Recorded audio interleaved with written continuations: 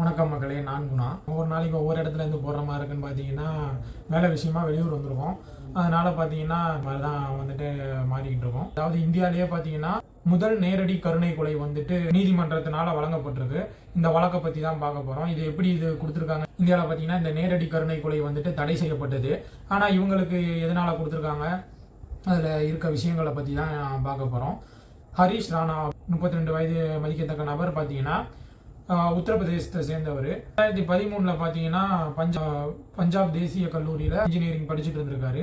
அப்போ பார்த்தீங்கன்னா 4வது மாடி பால்கனிலேருந்து தவறுதலாக கீழே விழுந்ததில் தலையில் அடிபட்டு அவரை வந்துட்டு மருத்துவமனையில் அப்போ சேர்த்துருக்காங்க. சேர்த்துருந்தப்போ கிட்டத்தட்ட 2-3 நாள் தீவிர சிகிச்சை கொடுத்து பார்த்தீங்கன்னா 3வது நாள் அவர் கோமாவில் விழுந்துட்டதா பார்த்தீங்கன்னா அவங்க பெற்றோர்கள்ட்ட சொல்லியிருக்காங்க.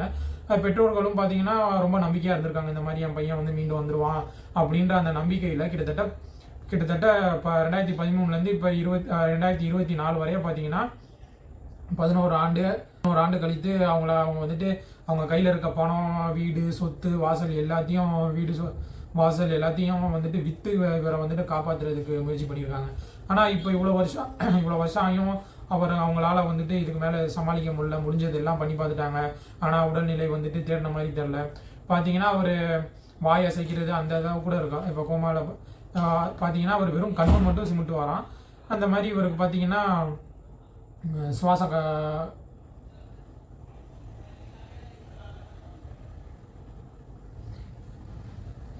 கண்ணு மட்டும் சிமிட்டு வாரன்னு சொல்லப்பட்டு கண்ணு மட்டும்தான் சிமிட்டு வரான். வேறு எதுவுமே அசைக்கிறதோ பேசுகிறதோ சத்தம் கொடுக்குறதோ வந்துட்டு இல்லை அப்படின்ட்டு டியூப் வழியாக தான், குழாய் வழியாக தான் பார்த்தீங்கன்னா உணவு எல்லாம் கொடுத்துருக்காங்க. 11 வருஷம் கஷ்டப்பட்டு அவங்க அம்மா அப்பா பார்த்துருந்தோம். இப்போ கடைசியில் அதுக்கு வந்து பிரயோஜனம் இல்லைன்னு நினைக்கும் போது தான் வருத்தமாக இருக்குது. அவங்களால வந்துட்டு இதுக்கு மேலேயும் வந்துட்டு அவர் வந்து கஷ்டப்படுறத பார்க்க முடியல.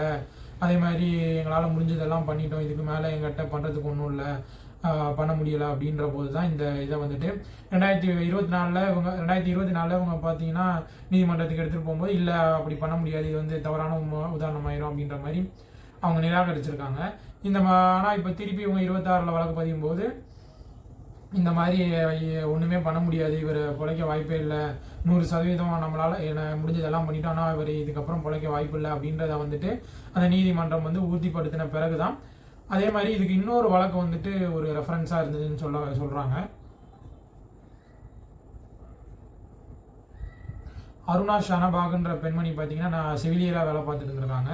அவங்க வேலை பார்க்குற அதே இதில் பார்த்தீங்கன்னா ஆண் செவிலியராக கம்பவுண்டராக வேலை பார்த்துட்டு இருந்த ஒருத்தர் பார்த்தீங்கன்னா இந்த நாய்ச்சங்கிலியை வச்சு அவங்க கழுத்தை நெரிச்சதாக சொல்லப்படுது. அப்போ பார்த்தீங்கன்னா அவங்க மூளைக்கு போகிற ரத்த குழாயில் முக்கியமானது பார்த்தீங்கன்னா தடைப்பட்டு அது கிட்டத்தட்ட 43 வருஷம் பார்த்தீங்கன்னா கோமாவில் இருந்திருக்காங்க. கூட இருந்த செவிலியர்கள் தான் வந்துட்டு அவங்கள பார்த்துட்டு இருந்ததாக சொல்கிறாங்க. இவங்கள பார்க்க போன பேட்டி இவங்க நிறைய பற்றி பத்திரிகையில் போன ஒரு பத்திரிகையாளர் பார்த்துட்டு அவர் போய் நீதிமன்றத்தை நாடி அந்த வழக்கில் அவங்களுக்கு வந்துட்டு கர்ணக்கொலை பண்ணுறதுக்கான சான்றிதழை வாங்கிட்டு வந்து இவங்ககிட்ட கொடுத்தோம். இல்லை இவங்க இருக்க வரையும் நாங்கள் பார்த்துக்கிறோம் இந்த செவிலியர்கள் கூறி கடைசியில் அவங்க நிமோனியா அந்த மாதிரி நோய் வந்து தான் இறந்துருக்காங்க. அதை ஒரு ரெஃபரன்ஸாக எடுத்து தான் இப்போ இந்த முறை இவங்க வந்துட்டு மேற்கோள் காட்டும்போது சரி இதுக்கு மேலே நம்மளாலையும் ஒன்றும் பண்ண முடியாது, எல்லாம் பண்ணி பார்த்துட்டாங்க அப்படின்றத வந்துட்டு மருத்துவ குழுவை வச்சு ஆராய்ஞ்ச பிறகு இப்போ இந்த முடிவுக்கு இந்த தீர்ப்பை வந்து நீதியரசர்கள் கொடுத்துருக்காங்க. இதே மாதிரி பார்த்தீங்கன்னா கருணை கொலையில் வந்து இவருக்கு கொடுத்துருக்கிறது இப்போ வந்துட்டு நேரடி கருணை கொலை, ஆக்டிவ் எத்தனேஷியா. இதே மாதிரி பேசிவ் எத்தனேஷியான்னு ஒன்று இருக்குது, அது பார்த்தீங்கன்னா மறைமுக கருணை கொலை. அதில் பார்த்தீங்கன்னா அவங்க பார்த்தீங்கன்னா இந்த பிராணவாயு அந்த மாதிரி இயந்திரங்கள் மூலியமாக வந்துட்டு அவங்க உடல் உறுப்பை வந்துட்டு வேலை செய்ய வச்சுட்டு இருப்பாங்க. அதை வந்துட்டு